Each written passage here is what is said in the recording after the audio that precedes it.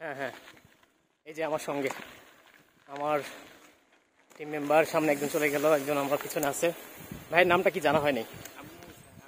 আবু মুসা ভাই। হ্যাঁ, ভাইয়ের বাসা এলাকায়। ভাই আমাদের দিক নির্দেশনা দিচ্ছেন এবং আমরা ভাইয়ের দিক নির্দেশনাতেই ঘুরতেছি। আসলে বনে আমি আসছি অনেকবার, কিন্তু এদিকে আসা হয়নি। এই জায়গাটা বিশেষ করে বেশি সুন্দর।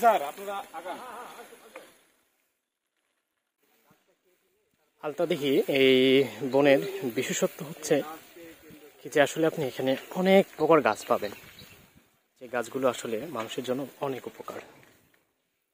গভীর জঙ্গলে অনেক গাছ আছে, যে গাছগুলো ঔষধি গাছ, অনেক ফলের গাছ আছে, কিন্তু আসলে জীবজন্তুর ভয়ে আমরা কেউ ভিতরে যাই না।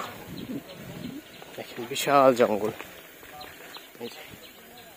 এই জঙ্গল, বিশাল জঙ্গল।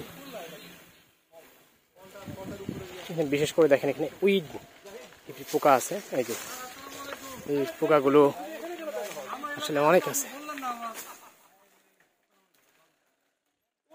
এই যে এখানে আসলে খড়ির জন্য হয়ে যাচ্ছে। আমরা আলতা দেখি শালবন এখানে ঢুকেছি। এখন শালবনের ভিতরে গহীন জঙ্গল, দেখেন কি গাছ আর জঙ্গল। এই জঙ্গলে শুনছি নাকি অজগর সাপ, তারপর হচ্ছে রাসেল ভাইপার, ভয়ঙ্কর প্রাণী আছে। এই দেখেন এই সেই গহীন জঙ্গলে আমরা এসেছি। কিছুটা অ্যামাজনের মতো ফিল পাচ্ছি। আসলে আমাদের এটা ধামরহাট আলতাদিঘি শালবন নামে পরিচিত, বিশাল গাছ। আমরা এখন আলতাদিঘির গহীন জঙ্গলে ঘুরছি।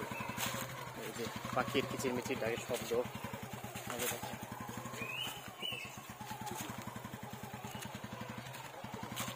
আলতাদিঘি শালবন সুন্দর একটি জায়গা। খুব সুন্দর একটি পরিবেশ, এবং আলতাদিঘি শালবনে অনেক পর্যটক এখানে ঘুরতে আসেন। আর আসলে এখানে এই যে দেখেন বিশাল শালবন। না আসাটাই ভালো, সন্ধ্যার পরে না আসাই ভালো, কারণ এখানে রিস্ক থাকে।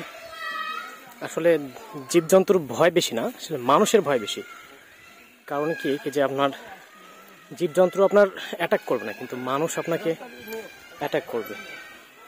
কারণ আপনার সন্ধ্যার সময় বা নির্জনে থাকলে আপনার যা থাকবে, মোবাইল, মানিব্যাগ সব কেড়ে নেবে। তো আসলে অবশ্যই গ্রুপিংভাবে আসবেন, এবং যেন দিনের আলো এবং সন্ধ্যা নামার আগেই যেন এখান থেকে আউট হবে। এই দেখেন বিশাল শালবন, আমরা ঘুরতে আসলাম। এই যে পরিবেশ বলতে কি এখানে অনেক দর্শনার্থী এসে পিকনিক আয়োজন করে, কিন্তু একটা বিষয় লক্ষ্য করুন যে এখানে অন টাইম প্লেট, গ্লাস ফেলে রেখে গেছে। কিন্তু তাদের উচিত ছিল পিকনিক শেষ করার পরে এগুলো উঠিয়ে নেওয়া।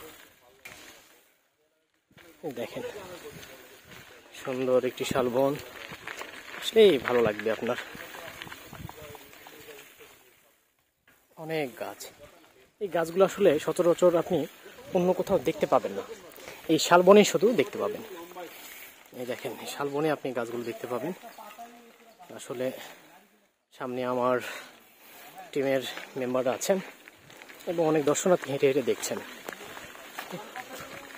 যা আসলে ভালো লাগার মতো একটি বিষয়। এখানে একা একা আসলে ভয়ও লাগবে।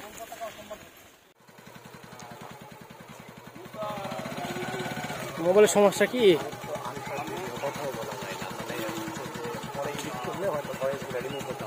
হ্যাঁ স্যার, আবার